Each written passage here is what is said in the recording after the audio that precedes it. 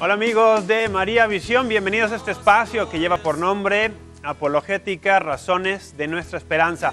Mi nombre es Rafael Piña Valdés y es para mí, como cada semana, un gran gusto, realmente un honor, poder compartir todo aquello que nos hace ser católicos y sentirnos orgullosos de serlo con todos ustedes. Doy una bienvenida muy cordial a los que siguen este espacio de la luz católica a lo largo y ancho del bellísimo continente americano, desde Canadá hasta la Tierra de Fuego en Sudamérica, y también a los que nos siguen más allá de estas fronteras, ya sea por la señal satelital o por la señal de internet. Bienvenidos.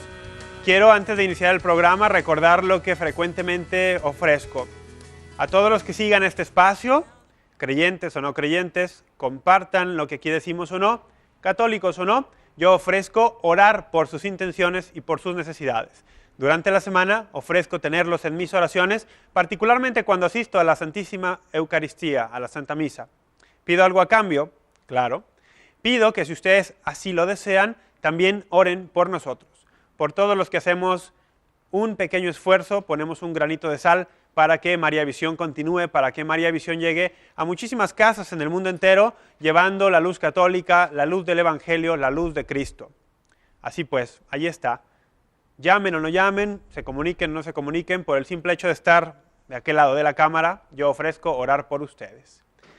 Si es la primera vez que sintonizas este espacio, te habrá llamado la atención la palabra apologética, que da título a este programa. Si tú ya eres un regular, frecuente televidente, bueno, ya sabes hacia dónde voy ahora. Voy a explicar brevísimamente, muy sencillo, qué es la apologética. En términos, digamos, técnicos, la apologética es una rama de la teología que estudia y expone las razones de la fe. En nuestro caso, la fe cristiana católica. En palabras más sencillas o más aplicables, diríamos que la apologética explica y en su caso también defiende las creencias cristianas. ¿Por qué digo y en su caso? Porque hay quien piensa que el principal propósito de la apologética es la defensa. ¿Por qué? Bueno, porque la misma etimología de la palabra nos habla de eso. Sin embargo, como nos recordaron los obispos latinoamericanos reunidos en Aparecida, Brasil, hace algunos años, hoy es necesaria una apologética que sea como la que hacían los primeros cristianos, que se enfoque más en explicar que en defender. Por sentido común, sabemos que en la medida que más y mejor expliquemos nuestra fe, menor necesidad habrá de defenderla. Porque como decía el cardenal arzobispo de Nueva York, Fulton Sheen, en el siglo pasado, dice, existen millones de personas que odian lo que erróneamente creen que eso enseña la Iglesia Católica, pero estoy convencido, decía Monseñor Fulton Sheen, que no existen ni siquiera 100 personas en el mundo que odien verdaderamente a la Iglesia por lo que es. Es nuestra labor entonces explicar y en su caso también defender lo que creemos.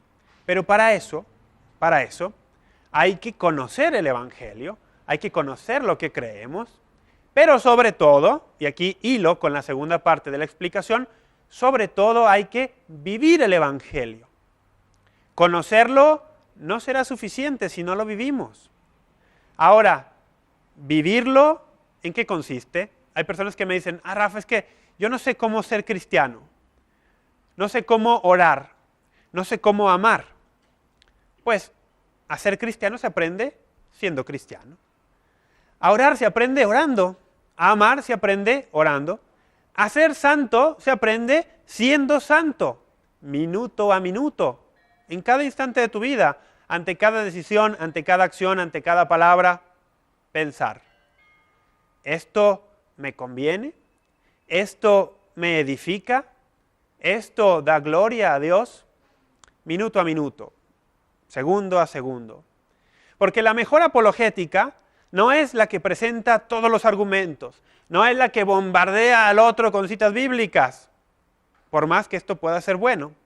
La mejor apologética es la que se hace con el testimonio de vida. San Pedro, en la primera carta que tenemos de él en el Nuevo Testamento, en el capítulo 3, versículos 15 y 16, nos exhorta a todos a estar siempre dispuestos a brindar respuesta al que nos pida razón de nuestra esperanza. Sin embargo, San Pedro pone dos condicionantes. Háganlo siempre con dulzura y con respeto. Sin dulzura y sin respeto, puedes tener los mejores argumentos, las mejores respuestas, una grandísima capacidad para el debate y la oratoria, pero no vas a lograr convencer ni a un alma. Y nuestro objetivo no es ganar argumentos, sino ganar almas para Dios. Habiendo dicho esto, hacemos el primer corte de este programa, no sin antes recordarte nuestro correo electrónico, apologetica@mariavision.com, y nuestra página de Facebook, Apologética, Razones de Nuestra Esperanza, programa de televisión. Vamos a un corte, será breve, y regresamos para decirte de qué vamos a hablar el día de hoy. Amigos, estamos de regreso en Apologética, Razones de Nuestra Esperanza. Les recuerdo el correo electrónico, apologética@mariavision.com. Va a estar apareciendo en sus pantallas a lo largo del programa para que envíen comentarios, preguntas, sugerencias. Y también la red social Facebook, la página es Apologética, Razones de Nuestra Esperanza, programa de televisión. Obviamente también en el corte ustedes ya vieron, aparecen los teléfonos de María Visión por si desean comunicarse a través de esta vía. Muy bien, hoy, antes de decirles de qué vamos a hablar, en lugar de yo exponerlo, les invito a que mejor veamos este pequeño video que hemos preparado para todos ustedes, que servirá de introducción a nuestro tema. Vamos a verlo. Pues sí, así lo vieron.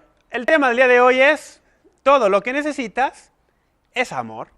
Miren, yo no creo que exista una persona viendo este programa que no haya escuchado esta famosísima canción de los Beatles. Y voy a aclarar de entrada, no tengo nada en contra de ellos. Buenísima música, malísima filosofía detrás de esa música. Pero, vamos al tema. Todo lo que necesitas es amor. En alguna parte de este pequeño video hablaba yo de una diferencia radical entre la antropología cristiana, qué palabrota, antropología. La antropología cristiana acerca de la sexualidad y la antropología, digamos, que el mundo nos propone hoy acerca de este mismo tema. Antropología, ¿cómo podemos entender esta palabra en términos sencillos? Antropos, hombre, logos, esta terminación que todos conocemos, estudio, tratado, hace referencia a. La antropología, cuando hablamos de esta palabra, nos estamos refiriendo a la visión del hombre que tenemos. Podemos tener una visión del hombre cristiana, o podemos tener una visión del hombre, ustedes nómbrenlo, materialista, pagana, hedonista, hay muchísimos otros adjetivos.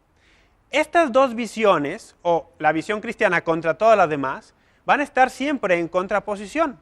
Y según la que nosotros adoptemos, no solo para la sexualidad, sino para cualquier tema que queramos entender, va a ser crucial no solo para nuestro pensamiento, sino sobre todo para nuestras acciones. ¿Por qué? Porque toda acción tiene detrás un fundamento de pensamiento. Los pensamientos adecuados llevan acciones adecuadas. Los pensamientos inadecuados llevan acciones inadecuadas. Aquellos que van por la vida proponiendo ideas descabelladas, sin ningún sustento, diciendo al fin y al cabo son solo ideas, no toman en cuenta que las ideas tienen consecuencias, porque las ideas producen acciones. Hablemos entonces de esta revolución sexual que mencionábamos. Yo creo que todos estaremos de acuerdo que la revolución sexual ha sido radical, tanto en pensamiento como en comportamiento. Pensemos, por ejemplo, en el lenguaje. Observemos el lenguaje. Cuando hoy en día alguien utiliza la palabra moralidad, casi siempre se refiere a la moralidad sexual. Y esto es un reduccionismo asombroso. Reduccionismo, lo ha hecho pequeñito el término moralidad. Es casi tan asombroso, casi tan radical, casi tan extremo, como si utilizáramos la palabra comida para referirnos única y exclusivamente a las hamburguesas. Ese sería un grandísimo reduccionismo, porque la comida involucra muchísimo más que hamburguesas. De igual forma, la moralidad involucra muchísimo más que solo sexualidad. Y sin embargo, hoy en día, cuando se habla de moralidad, muchísimas personas lo único que piensan es moralidad sexual. Sea que estén a favor de una moralidad cristiana con respecto a esto, o sea que no lo estén. Ahora, ¿por qué es tan importante esta aclaración del lenguaje? Miren, vamos a observar. Casi nadie habla de una revolución en otras áreas de la moralidad, como se habla de la revolución sexual. ¿Acaso alguno de ustedes ha escuchado hablar de una revolución en cuanto al robo, al no robar? yo no he escuchado a nadie, bueno, nadie que esté sano o cuerdo, que vaya promoviendo el robar, el tomar las cosas que no son de uno a libre albedrío. Tampoco he escuchado a nadie que defienda, por ejemplo, el canibalismo. Bueno, he escuchado a alguno, pero de nuevo, no están muy cuerdos. No he escuchado a muchos que defiendan, por ejemplo, la guerra nuclear o la contaminación ambiental, tan de moda en estos tiempos, o el asesinato de niños indefensos. Eso es cuando están fuera del vientre. Cuando están dentro del vientre muchos lo defienden. Eso es otro tema. Es decir, para muchísimas otras áreas de la moralidad todavía somos prejuiciosos. Pero cuando hablamos de sexualidad, ahí sí que los prejuicios se han ido. Ya no nos atrevemos a tener prejuicios al respecto. ¿Por qué será? ¿Y por qué esto es tan elemental para comprender el estado actual de nuestra sociedad? Si vamos unos años atrás, no muchos, 10, 12 años atrás, y recordamos aquel penoso episodio del presidente estadounidense Bill Clinton, en el cual fue llamado o fue llevado a un impeachment, como le dicen los americanos. ¿Qué es esto?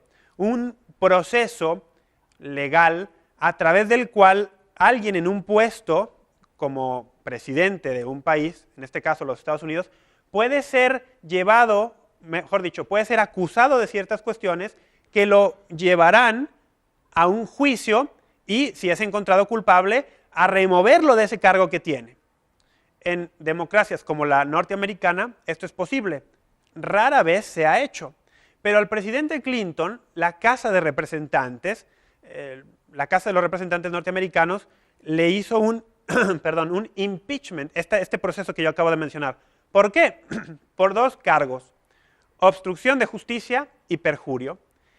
Si ustedes, todo esto que estoy diciendo no les suena nada familiar, es porque en las noticias lo que veíamos hace 10 o 12 años era el escándalo en el cual el señor Clinton estuvo involucrado con una señorita de apellido Lewinsky, un escándalo sexual precisamente. ¿Por qué le acusaban de perjurio y de obstrucción de justicia? Porque otra señorita de nombre Paula Jones acusaba al presidente Clinton de acoso sexual.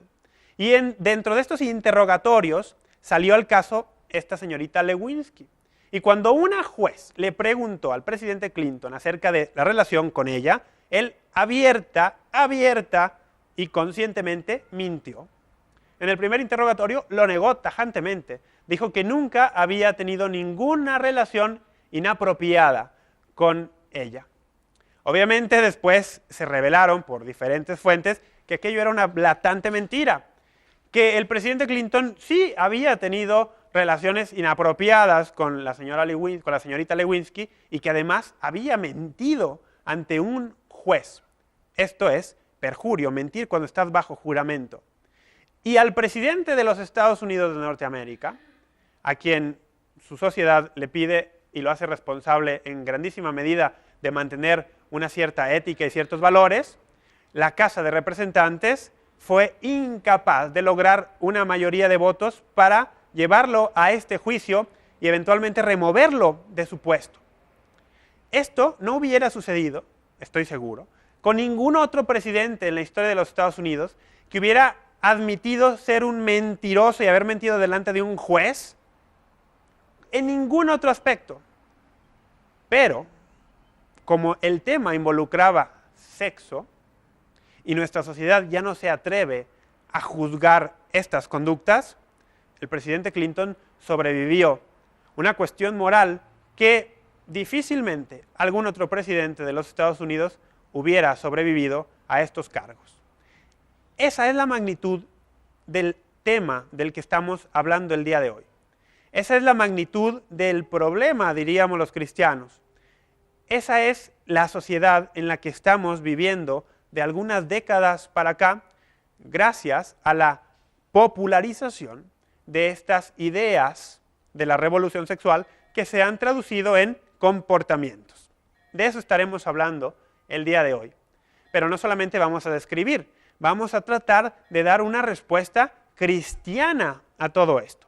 Así que yo te invito que sigas con nosotros, que te quedes aquí en María Visión, porque ya regresamos a las razones de nuestra esperanza. Amigos, ya regresamos hoy hablando acerca de la revolución sexual, aunque el tema realmente del programa es todo lo que necesitas es amor. Sí, ¿te suena un poco familiar? Sí, lo tomamos de una canción de los Beatles, es real. Todo lo que necesitas es amor. Agradezco muchísimo a los que ya están comunicando a través del correo electrónico, de la página de Facebook, de las llamadas aquí en María Visión. Gracias por estarnos siguiendo.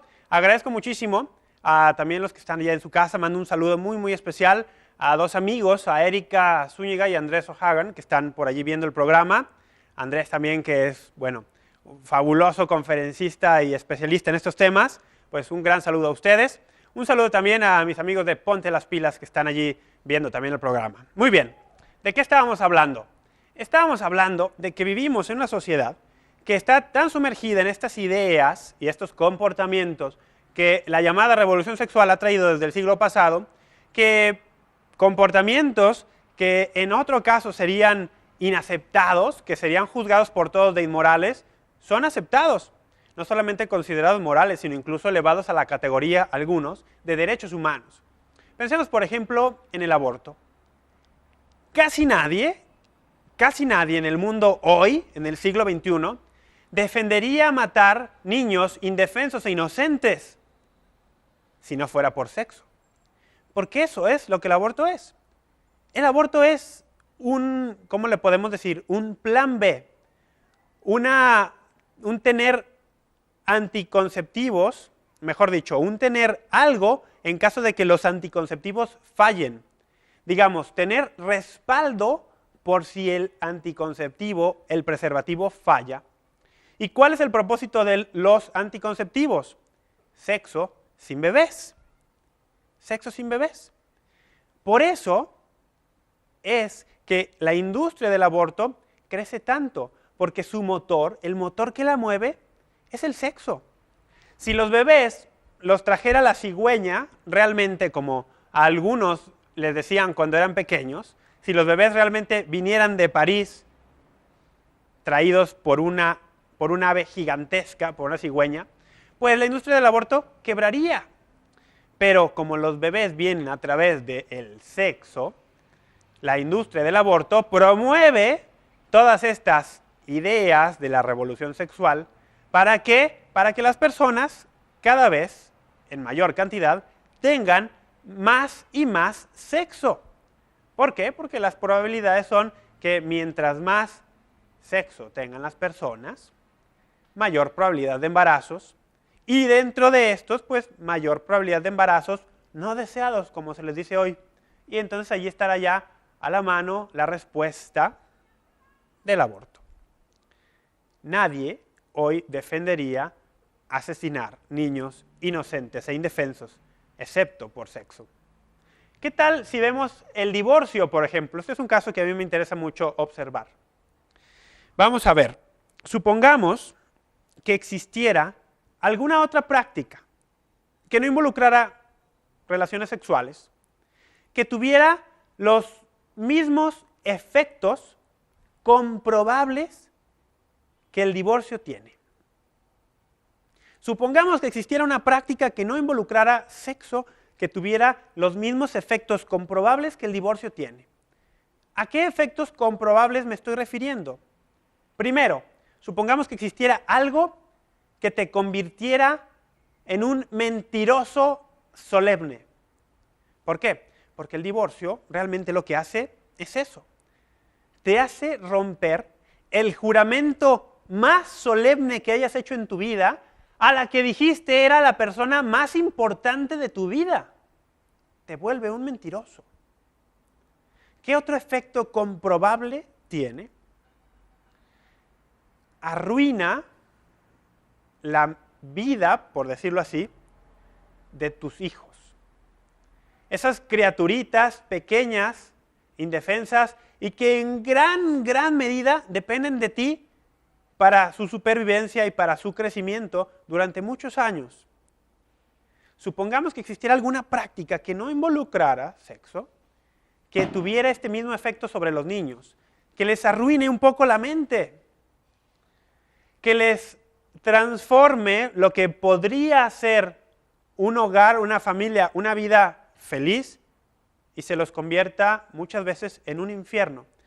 no estoy hablando aquí de los casos extremos, donde ciertamente existen violencia en la familia, no estoy hablando de esos casos.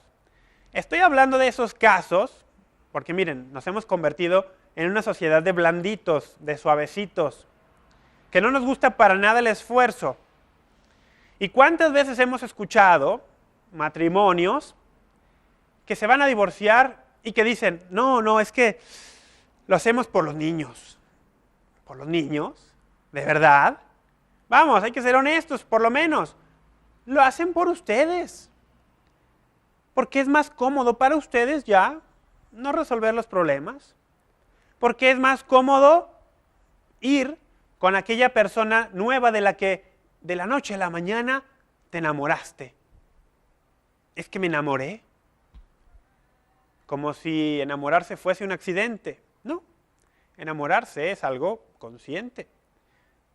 Y si fuese algo, una atracción inicial, el seguimiento que tú le das hasta estar enamorado de alguien al extremo de dejar a tu esposa o a tu esposo, eso sí que fue consciente.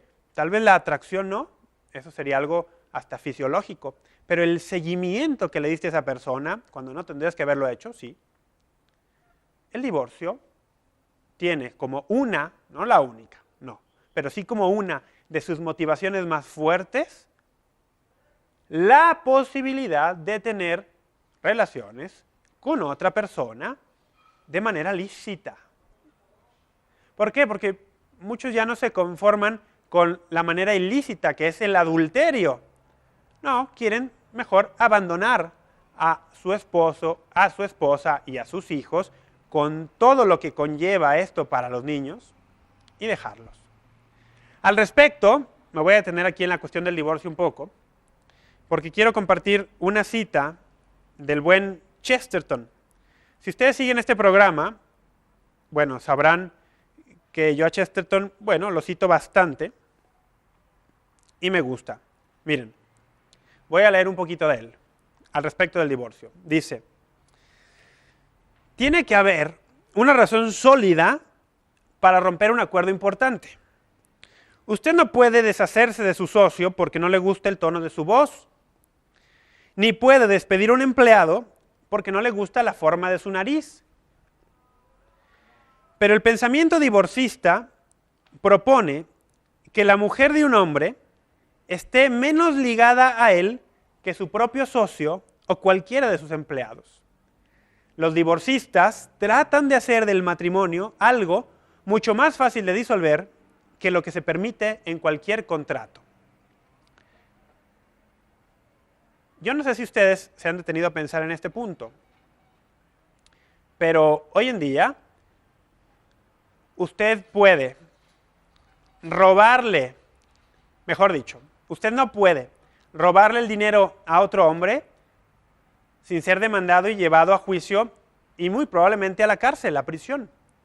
Pero puede robarle la esposa a alguien más y ningún problema. Usted no puede decidir romper un contrato, por ejemplo, con su abogado, sin ser penalizado severamente. No puede romper un contrato de trabajo sin pagar una cláusula, pero puedes romper el matrimonio con tu mujer y usualmente ella es la que es penalizada. ¿Por qué? Porque un hogar que debería llevar un ingreso o dos en caso de que los dos trabajaran para mantener a unos hijos, por ejemplo, ahora esta carga recae única y exclusivamente sobre la mujer. ¿Cuántas mujeres con hijos tienen que llevar adelante ellas solas la carga no solo económica, sino toda la carga de la crianza de unos hijos? Mis elogios para esas mujeres, pero digámoslo como es, las mujeres que se ven por abandono en la obligación de llevar toda la responsabilidad económica y demás de un hogar con hijos, pues no lo pasan tan fácil, por no decir que lo pasan muy difícil, y a esos hijos, además de faltarles muchas cosas materiales, que sería lo de menos, les falta también la insustituible figura de un padre. Muy bien, estábamos hablando entonces de que supongamos que existiera alguna práctica que no involucrara sexo, relaciones sexuales, pero que tuviera los mismos efectos que el divorcio tiene. El primero era, te convierte en alguien que no es capaz de mantener su palabra, porque rompes el juramento más solemne que hayas hecho a la persona más solemne de tu vida. 2, arruina, por no decir, digamos, como juega, retuerce un poco la vida, la mentalidad de tus hijos. Número 3, garantiza casi infaliblemente que la sociedad morirá. Porque en el matrimonio son dos que se vuelven uno. Intentar separar eso es como partir a una persona por mitad. Eso es cometer suicidio. Y eso es lo que estamos viviendo hoy en día. ¿Qué pensaríamos de una sociedad donde casi la mitad de sus individuos cometieran suicidio? Pues lo que estamos viendo hoy con las tasas de divorcio prácticamente al 50% es una sociedad en la cual la mitad de sus familias cometen suicidio. Ninguna sociedad en la historia de las civilizaciones ha sobrevivido sin familias, sin matrimonios estables. 3 efectos que el divorcio tiene. Y es tolerado. ¿Por qué? Porque tiene que ver con sexo. No existe ninguna actividad que no involucrara sexo que bajo estas 3 consecuencias sería tolerada. Ninguna. Pero esa es la sociedad, la mentalidad en la que estamos inmersos. Vamos nuevamente a un corte. Regresando, continuamos con este tema. Así que te invito a que te quedes. Amigos, gracias por seguir con nosotros. Hoy en Apologética, Razones de Nuestra Esperanza, estamos hablando del amor. Todo lo que necesitas es amor. Ese es nuestro tema el día de hoy. Y agradezco yo a los que están comunicándose vía Facebook, vía correo electrónico y también a través de las llamadas telefónicas. Ya las estamos recibiendo. Muchísimas gracias. Voy a mencionar un poco más adelante algunos de sus comentarios. Miren, para continuar, estaba yo hablando de estos casos que no serían tolerados por nuestra sociedad, a menos si no involucraran este elemento tan poderoso como es el de la sexualidad. Decía yo el caso del aborto, por ejemplo, el caso del divorcio, con todos los efectos negativos que podamos ver y comprobar que tiene, y sin embargo, tolerado. Vivimos en una sociedad, como ya les decía yo, en la cual es posible en la cual no es posible romper contratos con tus compañeros, con tus socios, sin ser penalizado, pero en el cual puedes abandonar a tu esposa, a tu esposo, y usualmente ella es penalizada, por ejemplo, puede romper el contrato matrimonial. Vivimos en una sociedad en la cual no puedes matar águilas calvas, focas bebé en Alaska o ballenas azules sin ser considerado un criminal. ¿No les llama la atención estos correos electrónicos que circulan por internet, donde vienen estas fotos terribles de matanzas de focas en Alaska, por ejemplo, o de algunos otros mamíferos marinos y que los matan para obtener su piel, y que estos mails se desgarran las vestiduras por la crueldad humana? Bueno, uno no puede realizar estas actividades sin ser considerado un criminal, pero podemos matar niños inocentes e indefensos en el vientre de la madre, siempre y cuando lo hagamos un segundo antes de que el bebé salga por el canal de nacimiento, en lugar de un segundo después. Siempre y cuando lo matemos un segundo antes, digamos, de que se corte el cordón umbilical, en lugar de un segundo después. ¿Qué clase de lógica es esta? Es que no es ninguna lógica. Esto es ilógico. No hay razón detrás de la ideología de la revolución sexual. Por eso yo digo que va a ser muy difícil que a través de argumentos o de la razón logremos cambiar a las personas que defienden esta filosofía, esta postura. ¿Por qué digo esto? Miren, pensemos en nuestras sociedades, donde existen ciertamente muchas adicciones.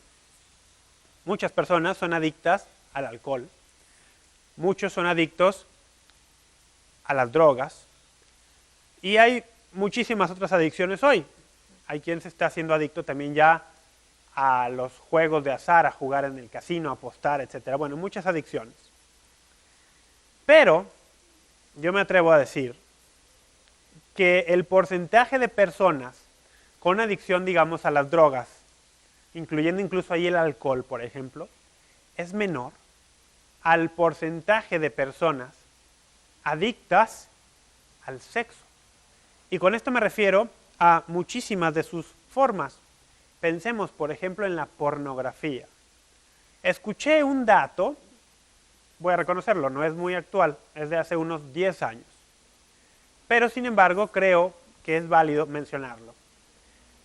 En Estados Unidos, a través de encuestas, se llegó al estimado de que 50% de los hombres, me refiero varones, que asisten a la iglesia o a algún tipo de servicio religioso, porque esto no era solo de católicos, era de cristianos, que asisten a la iglesia o a algún tipo de servicio religioso en el domingo, eran adictos a la pornografía. 50% de los varones. Miren la magnitud de esto. Ese estudio, ese dato no hablaba del 50% de todos los hombres, los varones en los Estados Unidos, no. Ni siquiera hablaba del 50% de todos los hombres cristianos, independientemente de su denominación, de los Estados Unidos, no. Hablaba del 50% de los hombres cristianos que asisten cada domingo a una iglesia o a algún servicio religioso. Es decir, la crema innata, la élite de los hombres cristianos, 50% estimado con adicción a la pornografía. De eso es de lo que estamos hablando. ¿Y por qué digo yo que la lógica no va a servirnos mucho? Porque a todas luces esto es ilógico, sus efectos, tolerarlos es ilógico, sin embargo se toleran y se promueven. ¿Por qué digo que no tiene mucho caso? Porque no creo que tenga mucho caso tratar de razonar o argumentar con la mente de un adicto. Si alguien viendo esto ha tenido la experiencia de una adicción a las drogas o al alcohol, sabe de lo que me estoy refiriendo. Muchas veces es algo que sobrepasa su voluntad. Que incluso aunque la razón lograra ver lo mal que eso está, es más poderoso que ustedes o que el que está en esa situación. Sin embargo, la magnitud es peor cuando se trata de una adicción al sexo o a la cuestión sexual, porque los que tienen una adicción al alcohol o a las drogas, por lo menos, al menos no muchos, van por allí buscando filosofías para racionalizar su adicción. Simplemente lo reconocen, sea que lo hagan en público y busquen ayuda o no, al menos interiormente saben que aquello les daña y les daña a aquellos a su alrededor. Y sin embargo, esta cuestión de la adicción a las cuestiones del sexo sacado de su orden natural, no solamente no se reconoce como algo que daña, sino que se promueve como algo benéfico. Se nos ha querido vender la idea que si se liberaliza todo lo que tenga que ver con el sexo, seremos más felices. Y yo me atrevo a decir que nunca en la historia reciente ha existido más libertad con respecto a la cuestión sexual, para que los jóvenes literalmente hagan lo que quieran, y digo literalmente lo que quieran. Y sin embargo, si observamos a nuestra juventud, no los vemos particularmente alegres y felices. Vean ustedes todas las modas y tendencias que constantemente surgen, en las cuales más que proyectar una alegría, salud, optimismo ante la vida, se proyecta oscuridad, tristeza, depresión, agobio. Nos han querido decir que el sexo libre es la panacea, cuando en realidad, en la práctica, muchísimos jóvenes y adultos están y han descubierto que les vacía de sentido la vida. Si la lógica y los argumentos no van a servir, ¿qué entonces es lo que va a servir? ¿Qué es lo que necesitamos? Cristo. Cristo solamente. ¿Por qué? Porque el corazón, miren lo que voy a decir, el corazón del error de la revolución sexual está en identificar amor con sexo. El corazón del error de la revolución sexual está en identificar amor con sexo. ¿Cómo hace Cristo para deshacer este error fundamental? Pues mostrándonos, ojo, no diciéndonos, no hablándonos de, no, mostrándonos lo que el amor es. Yo puedo pararme aquí y hablarles de lo que es el amor. Cualquiera puede pararse y hablarles de lo que es el amor. Pero Cristo nos lo muestra, no solamente nos habla de eso. Los Beatles tenían razón, como veíamos en el video al inicio. Todo lo que necesitamos es amor. All you need is love. Tenían razón, pero no la clase de amor a la que ellos se referían. ¿Por qué es cierto que todo lo que necesitas es amor? Porque todo lo que necesitas es Dios. Y Dios es amor. Tenemos que hacer otro corte. Será breve. Yo te invito a que te quedes. Continuaremos desarrollando este tema. Ya regresamos. La primera carta del apóstol San Juan en el Nuevo Testamento, capítulo 4, versículo 8, nos dice que Dios es amor. Y Dios es todo lo que necesitamos. Por eso yo decía en el bloque anterior al final que los Beatles tenían razón, todo lo que necesitamos es amor, solo que no la clase de amor de la cual ellos estaban hablando.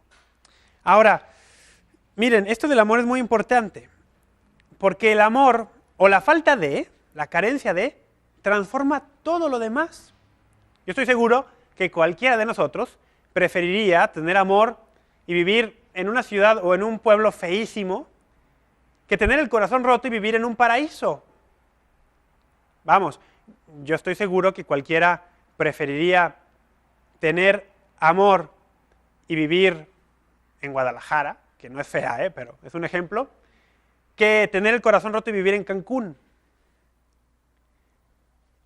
El cristianismo, vamos a decirlo así, el cristianismo se centra en dos ecuaciones. Vamos a tratar de simplificarlo muchísimo. La primera es que Dios es amor. Primera de Juan 4:8. Dios es amor. Y la segunda es que el amor es Cristo. Dios es amor. ¿Quieres saber lo que el amor es? Mira a Cristo. El amor es perfectamente revelado en Cristo. Vamos a poner atención ahí. Queremos saber lo que es el amor. Hay que mirarlo a Él. La primera carta de San Pablo a los Corintios, en el capítulo 13, un pasaje que se lee en muchísimas bodas, ¿lo recuerdan? Si tengo fe como para mover montañas, si tengo el don de lenguas, si tengo el don de profecía, pero no tengo amor, no tengo nada. El amor es paciente, el amor es comprensivo, el amor todo lo perdona. ¿Recuerdan?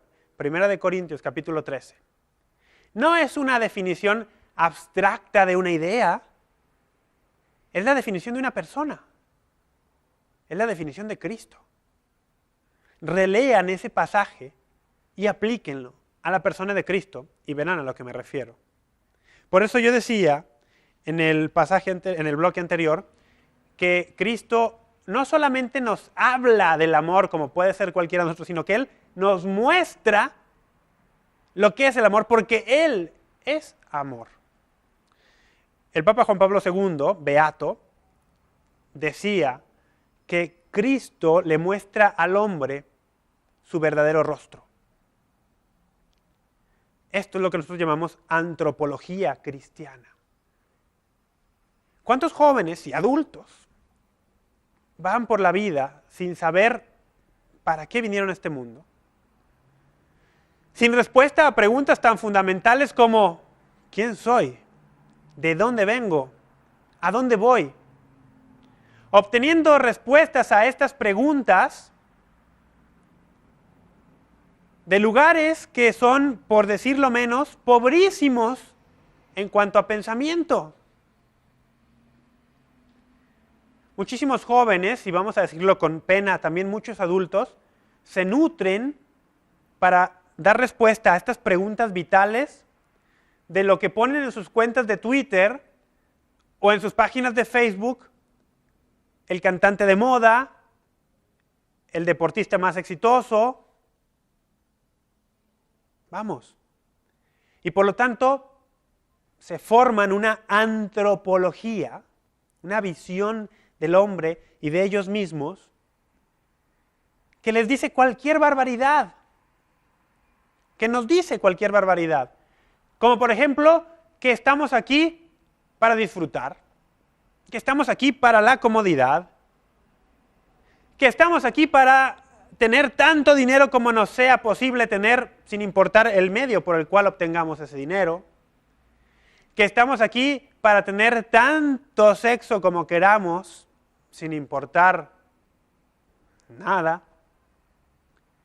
Y vamos entonces obteniendo respuestas a estas preguntas fundamentales de personas, de fuentes poco autorizadas, por decirlo menos. El beato Juan Pablo II decía, Cristo le muestra, le revela al hombre quién es, de dónde viene, a dónde va, por qué está en este mundo. Y la respuesta a esas interrogantes es siempre el amor. Fuimos hechos por el amor y para el amor. Y mientras no entendamos esto, vamos a estar literalmente con la cabeza en los pies. Cuando San Juan escribe en su primera carta que Dios es amor, está hablando de Cristo, porque San Juan lo conoció personalmente. Pero, ¿a qué clase de amor se refiere? Tiene que ser una clase de amor totalmente diferente, nueva. Una diferencia tan radical, que en los primeros siglos de cristianismo convirtió al mundo. Un amor tan distinto a lo que nosotros pensamos que es el amor, que convirtió al mundo. No fue la teología la que convirtió al mundo, ¿eh? No fueron los primeros apologistas los que convirtieron al mundo, no. Fue el amor. La Madre Teresa de Calcuta convirtió innumerables almas, millones quizá, no sabemos, innumerables, simplemente por ser lo que ella era, una santa. ¿Y quién es el santo? El que ama mucho, el que ama de verdad. El santo es el ejemplo en la tierra y en diferentes épocas de ese amor al cual se refiere la Escritura. Jesucristo le dijo a sus apóstoles, a sus discípulos, que el mundo, que el mundo distinguiría que ellos eran discípulos de Cristo precisamente por el amor que se tenían. Pensemos en esto. Tiene que estar hablando de un amor totalmente radicalmente, valga la redundancia, radicalmente nuevo y diferente al amor que se conocía en sus tiempos, porque de lo contrario no tendría sentido su afirmación. Si cuando Cristo hablaba, por el amor que se tengan entre ustedes, sabrán los demás que son mis discípulos, y cuando él hablaba de amor se refería a lo que hoy en día pensamos, o lo que hace 2000 años se pensaba que era el amor, sentimentalismo, emotividad, afectividad, y reducirlo solo a eso, que son componentes del amor, pero reducirlo solo a eso, entonces no tendría sentido la afirmación de Cristo, porque diría, el mundo sabrá que son mis discípulos porque van a tener un amor igual al que el mundo tiene. ¿Qué diferencia hay allí? ¿Qué aporte hay allí?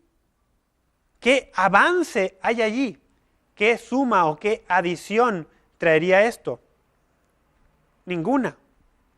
Él tenía que estar hablando de una clase de amor totalmente distinto. Todas nuestras formas de amor humano, todos nuestros amores humanos, por decirlo así, son variantes, en mayor o menor medida, de deseos, sentimientos, necesidades. De eros, por ponerle una palabra griega. Estas necesidades de amor son cosas muy buenas. Los hombres necesitan a las mujeres y las mujeres necesitan a los hombres.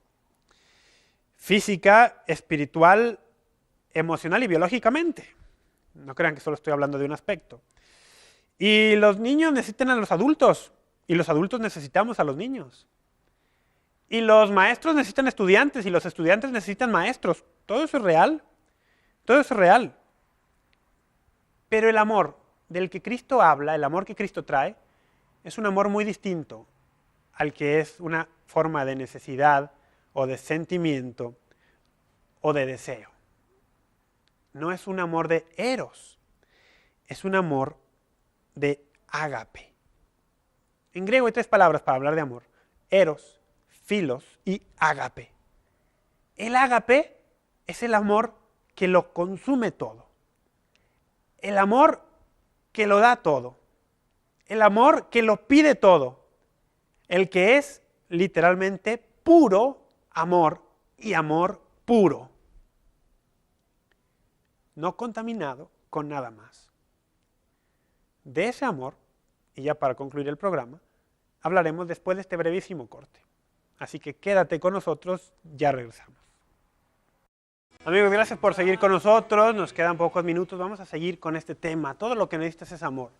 Eso es todo lo que necesitas. Y estábamos hablando de cómo este amor del cual Cristo viene a mostrarnos, y no solo hablarnos, sino mostrarnos con su vida, con su ser, porque Él es amor, es un amor del todo diferente, radicalmente distinto de lo que usual y comúnmente escuchamos hablar cuando alguien se refiere al amor. Un amor radicalmente tan distinto que transformó el mundo literalmente. Un amor tan radicalmente distinto que Cristo aseguró que sus discípulos serían conocidos por los otros, precisamente por esta clase de amor que compartirían y mostrarían entre ellos. Ahora, vamos a conectar este nuevo amor que Cristo es con esto que estamos hablando. Miren, vamos a conectar este amor que es la naturaleza misma de Dios, es lo que quiere decir, que es la naturaleza misma de Dios con el sexo, que es de lo que hemos estado hablando también hoy. La revolución sexual lo ha desconectado. Sexo, amor, separados. Necesitamos reconectarlo. ¿Cómo lo reconectamos? Primero, en nuestro pensamiento y después en nuestro comportamiento. Sin los pensamientos adecuados, sin las ideas adecuadas, no vamos a tener el comportamiento adecuado. Sin un mapa del camino, no vamos a encontrar el camino adecuado. Ahora, ya vimos lo radical de esta revolución sexual. Vimos que es radical en pensamiento, en comportamiento, pero que su radicalidad en pensamiento es grandísima. Ahora, vamos a ver, ¿dónde está el centro de esta radicalidad de la revolución sexual? Miren, más que ser, en sus ideas, una nueva adición, una nueva luz para la humanidad, ha sido una resta, una sustracción. En lugar de ser una nueva luz, ha sido una nueva oscuridad. En lugar de ser un nuevo conocimiento, lo que ha traído la revolución sexual ha sido una nueva ignorancia. Ignorancia y oscuridad sobre la mismísima esencia y propósito del sexo. ¿Cuál es este? El sexo, las relaciones sexuales entre hombre y mujer, hacen o hace bebés. Así de sencillo como tú lo escuchaste. Las relaciones sexuales entre hombre y mujer hacen bebés. Y esto lo ha separado. Los bebés no son accidentes. El embarazo no es una enfermedad como nos quieren hacer ver hoy en día, para la cual tienes que tomar una pastilla. No, tomas una pastilla cuando estás enfermo, no cuando estás sano. Extirpas un tumor maligno, no un bebé en el vientre de una mujer.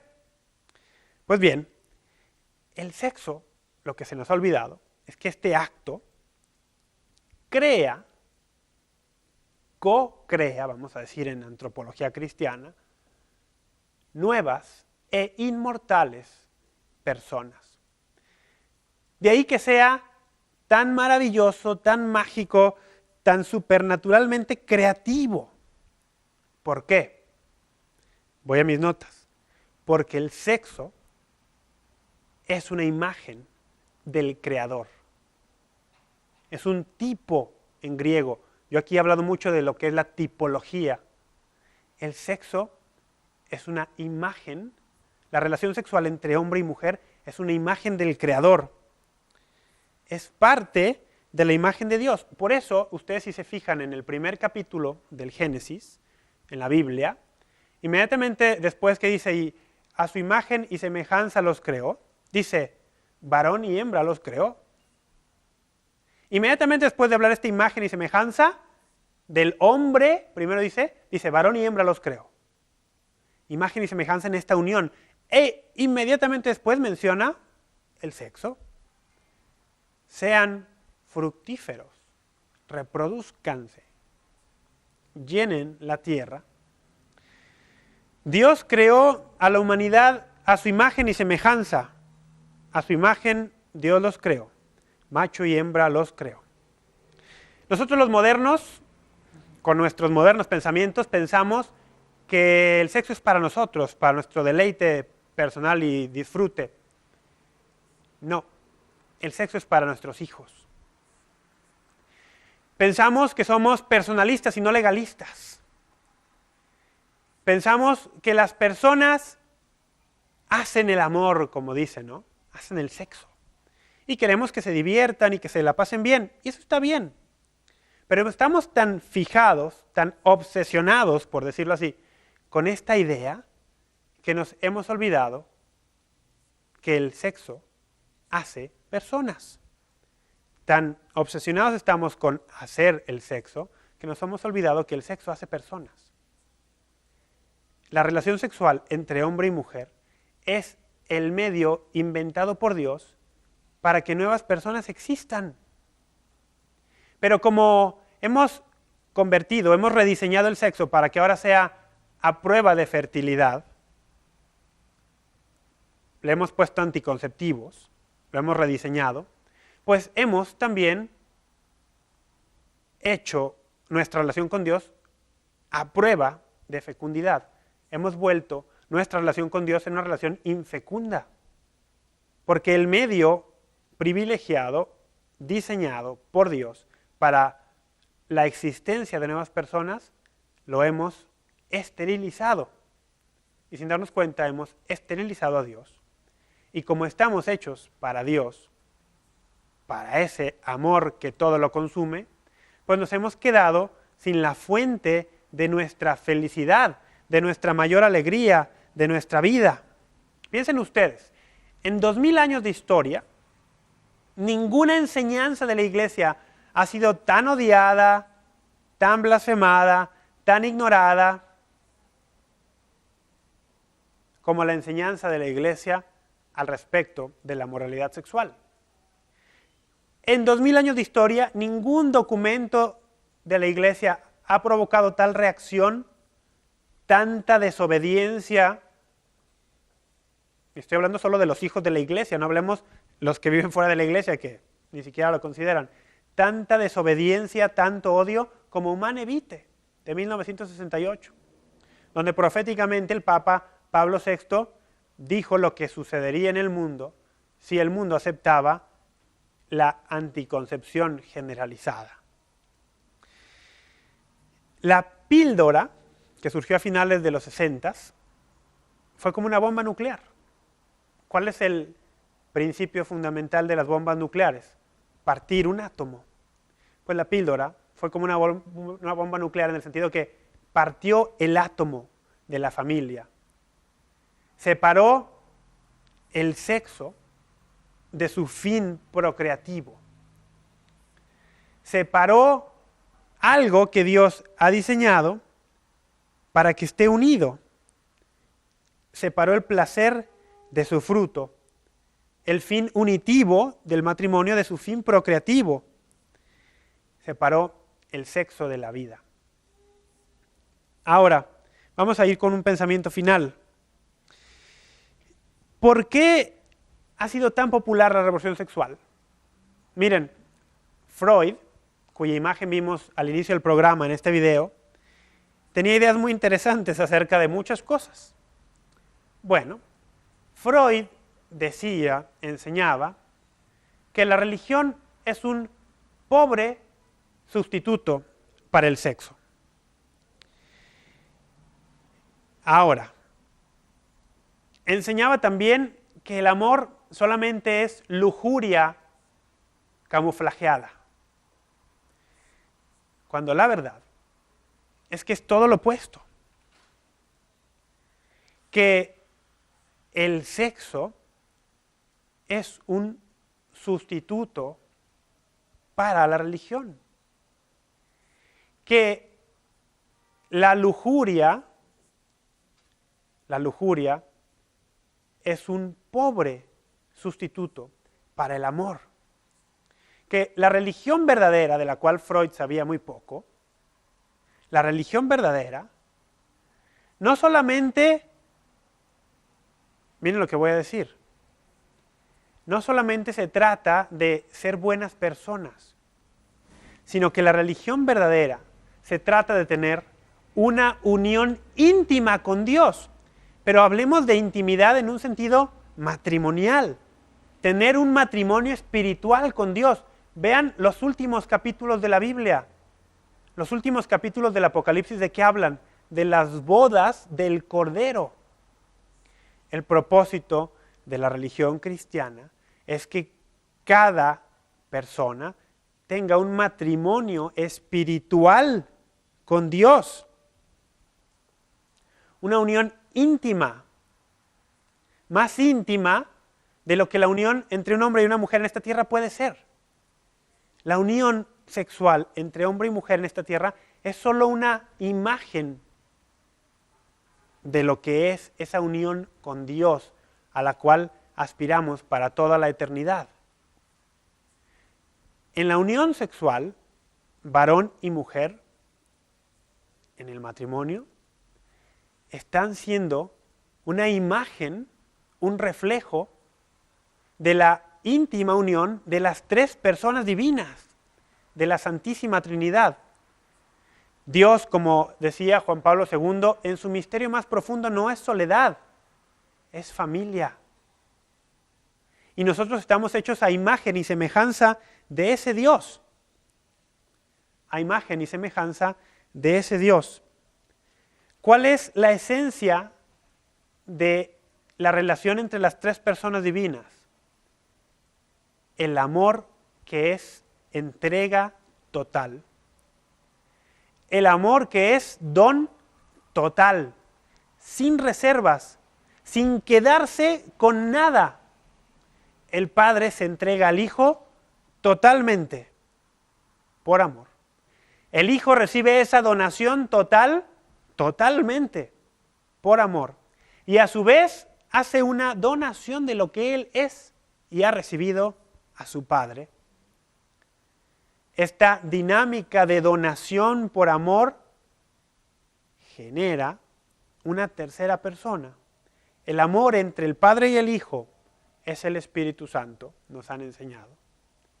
En la tierra, y yo lo he dicho en otros programas aquí también, siguiendo a Scott Hahn, el amor entre el hombre y la mujer, la entrega total, sin reservas, sin barreras, sin obstáculos del matrimonio, es tan real ese amor entre dos personas que muchas veces, 9 meses después, hay que ponerle nombre. Estamos hechos a imagen de un Dios que es amor. Y por eso ese deseo y necesidad de ese amor que es entrega total está en lo profundo de nuestro corazón. San Agustín lo sabía muy bien, que satisfacer su apetito sexual no satisfacía su apetito espiritual. Que satisfacer sus deseos de este mundo no satisfacían su deseo de algo más. Nuestros corazones están inquietos hasta que descansen en Dios. C.S. Lewis decía, si encuentro dentro de mí un deseo que nada de este mundo puede satisfacer, eso debe significar que estoy hecho para otro mundo. ¿Por qué vivimos tan tristes, tan deprimidos, tan desesperados, sin esperanza en nuestra sociedad de hoy? ¿Es porque nos falta sexo, como nos quiere proponer la revolución sexual? ¿O es porque tenemos demasiado? ¿O es porque lo tenemos totalmente fuera de su propósito natural. ¿Es porque seguimos teniendo restricciones del pasado a la sexualidad? ¿O es porque, al contrario, no tenemos ninguna restricción? Las mejores cosas de la vida, las que valen la pena hacerse, todas, sin lugar a excepciones, tienen restricciones. ¿Por qué habría de ser diferente en este campo tan importante? Mientras no reconectemos nuevamente sexo con amor, sexo con vida, no reconectaremos nuevamente con Dios. Y si no reconectamos con Dios, la tristeza, la oscuridad, la depresión, con todo lo que eso conlleva. Miren la violencia que estamos viviendo en algunos países. La violencia de personas depresivas, desesperadas, que no encuentran su propósito en esta vida. Mientras no reconectemos con ese Dios que es amor y que nos ofrece una unión íntima, no vamos a salir de ninguno de estos males modernos que nos han traído corrientes como la famosa revolución sexual. Nos tenemos que ir. Yo les agradezco muchísimo a los que nos han escrito, a los que nos han llamado, a los que se han comunicado de alguna otra forma. Durante la semana estaré haciendo mi mejor esfuerzo por responderles. Mientras tanto, que el Dios que es amor les haga sentir y vivir precisamente su vida, ese amor, en cada una de sus vidas, para que podamos reconectarnos con Él y darle un sentido pleno a nuestra existencia. A nombre de todo el equipo de María Visión que hace esto posible, soy Rafael Piña Valdés y les doy muchísimas gracias por su atención. From heaven to earth to die for me, and I will lift my eyes unto your throne. I will lift my voice to praise you alone. I will give you thanks for all you have done.